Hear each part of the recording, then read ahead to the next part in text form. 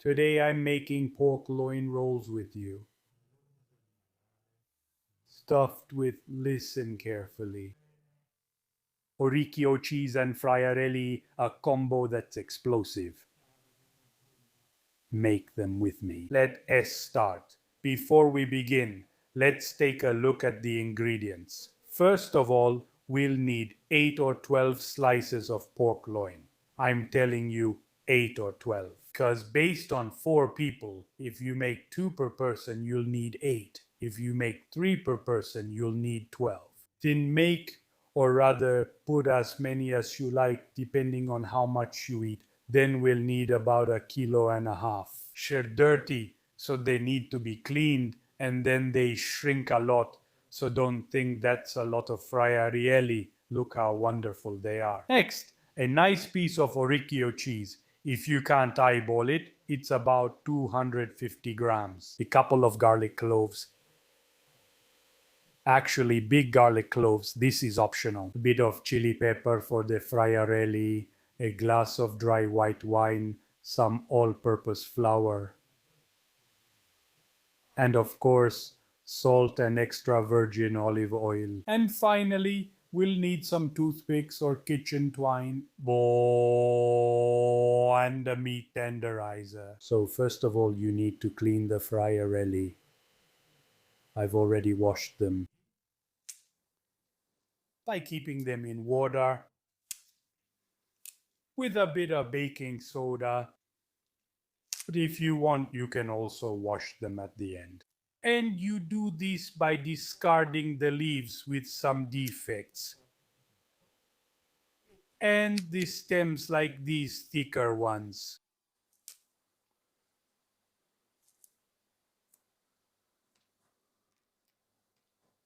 Cook. Friarielli are the young flower clusters of turnip greens, and they have a flavor that ranges towards bitterness. In fact, some people don't prefer them because they have a slightly bitter taste, but in my opinion, it's just right. It's not overly bitter, it's herbaceous and slightly spicy, but just the right amount of spiciness. So I encourage you to try them if you've never tasted them before. We let it cook, and then we let it cook, and we let it cook, and then we do it, and then we do it, and then we do it, and then I help to create tin, in fact, one of my favorite dishes. And one of the most iconic dishes from Campania is sausage and Friarielli. Actually, sausage and Friarielli go really well with both pork and frattura. In this case, the recipe speaks for itself, and both. With cheeses, try this recipe. I highly recommend it. In Napoli, they're called Friarielli. In Salerno, I call them Friarielli, but in Salerno, they're called broccoli. In Rome, if you ask for Friarielli, they'll definitely give you something else. I'd like to know what you call them. Write it to me in the comments below.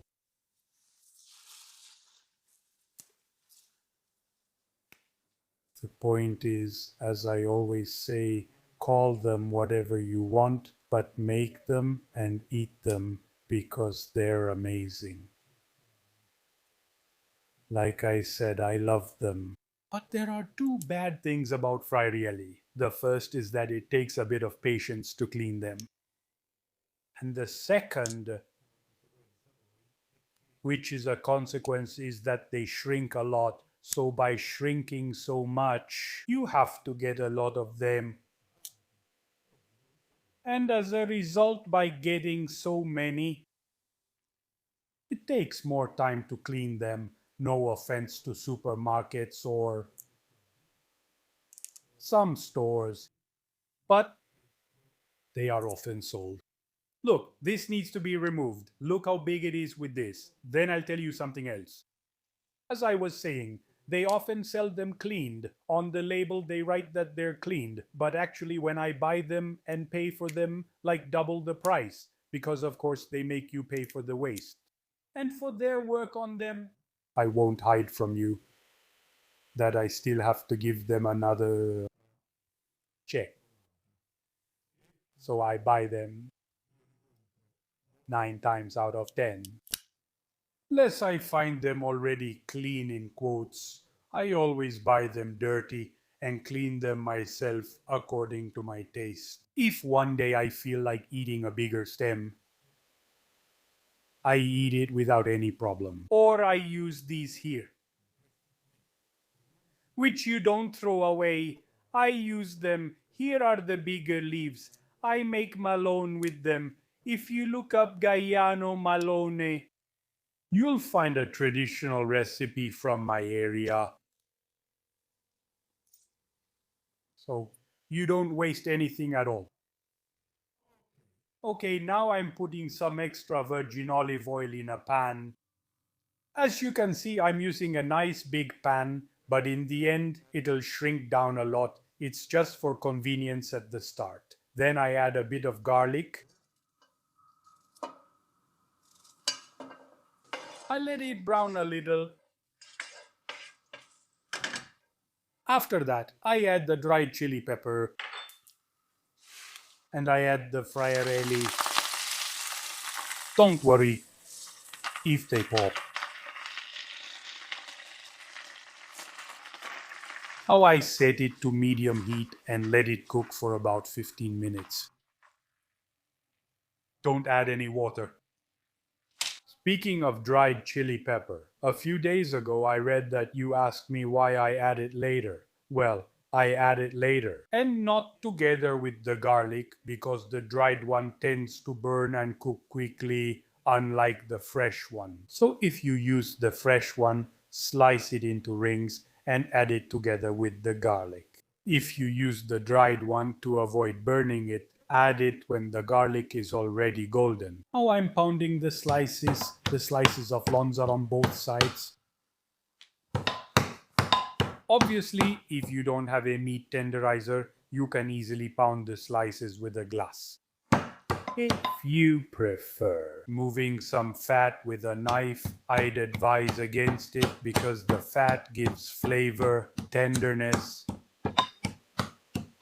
and makes the meat melt in your mouth. So it's up to you anyway. Just keep pounding and pounding the slices. Let me tell you something. It's not like I'm pounding them to let off steam. Maybe because I'm nervous today. Luckily, I'm really calm today. I'm just pounding them because the thinner they are, the more tender the roll comes out. And by the way, with a slice that starts out like this, thank you, we'll end up with a roll. Well, like this. So even visually, it's better to tenderize the meat. By pounding it, it will probably come off. Remove this part here. Maybe you can cook it separately or put these parts here. I put them in the pan together with the rolls and the fat will release flavor.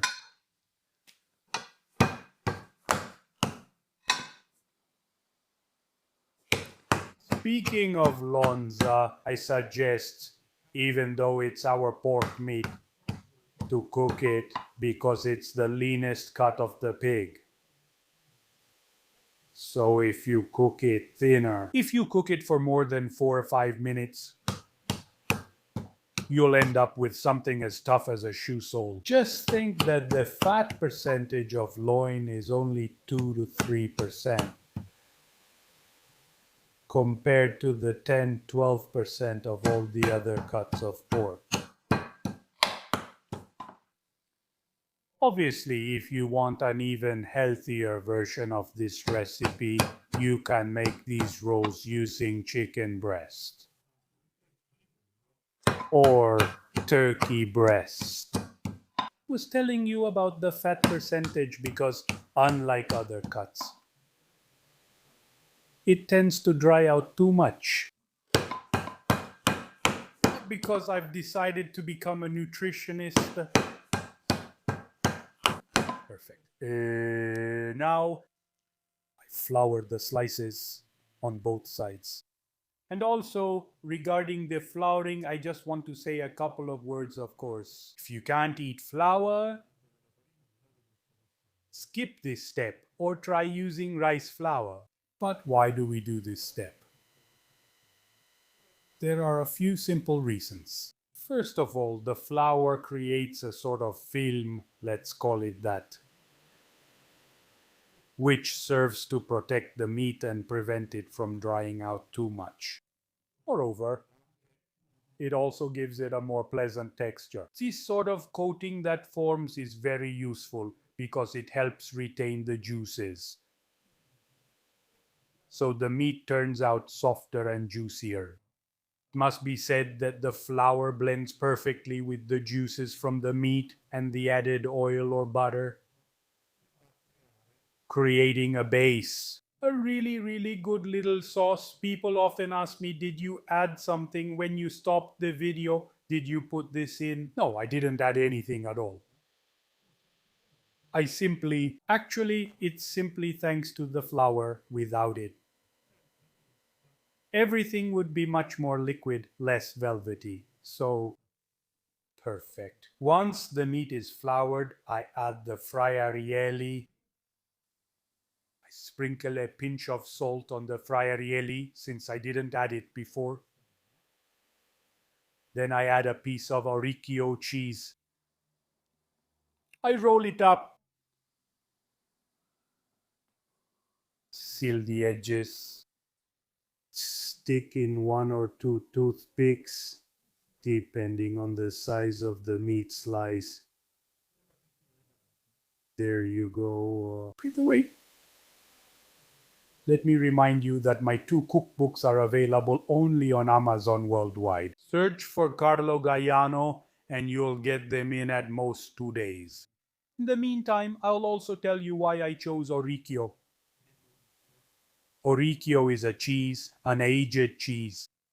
Still soft, and besides the good, slightly spicy flavor, which I really like, there's also the mild version. It melts well,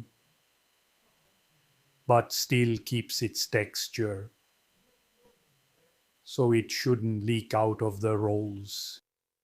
So, besides the flavor, it's really a matter of practicality if we want to be honest. Perfect. Now,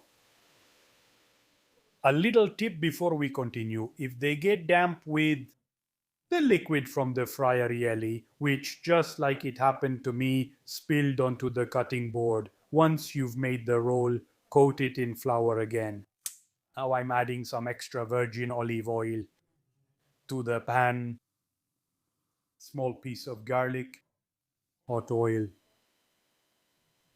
I sear the sides. About 10 seconds per side. I remove the clove before it burns. Then I add the pieces with the fat that I floured.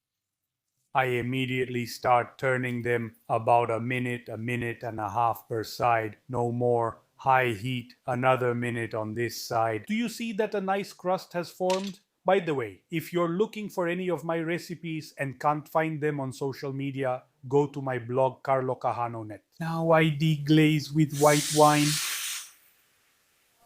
Keep it on high heat and let it evaporate. While the wine evaporates, I give the rolls another turn. Here we go. Now a small cup of water, a pinch of salt. 1 minute, 1.5 minutes on high heat.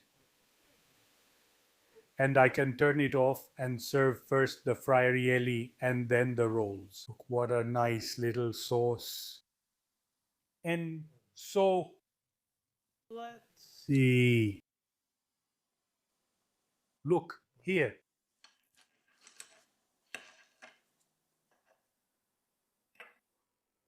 See, not even a bit of cheese came out, even though, well, now it's cooled down a bit, even though it's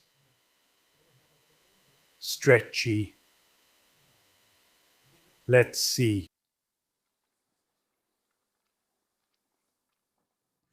Oh my goodness. Look, I'll play something something exceptional. I'm speechless. Soft, juicy, then with these Friarielli on the side as well as inside. The cheese gives a bite, there's an explosion of flavor. Try this recipe and let me know what you think in the comments below. For now, I'll say goodbye, and as usual, before I leave you, I want to wish you a good meal. Two last things before I say goodbye off the air. Look at these Friariello. I salted them before bringing them to the table and using them as a side dish for these wonderful rolls. As for storage, someone might ask me if they can be prepared ahead of time. Maybe if you have a dinner with friends or something like that, I would say no. Maybe make them and put them in the fridge, maybe covered or in an airtight container or with some plastic wrap, preferably in contact, and then cook them when your guests are already at the table. If not, you can prepare them and leave them for someone who comes back later, maybe for work, school, or something else. You can also heat them up in the microwave for a moment. But set aside a bit of the sauce, this one here, that formed in the pan, or reheat them for a few minutes in the pan. Even easier. If there are any leftovers, you can reheat them the same way. Keep them in an airtight container for up to 2 to 3 days in the refrigerator.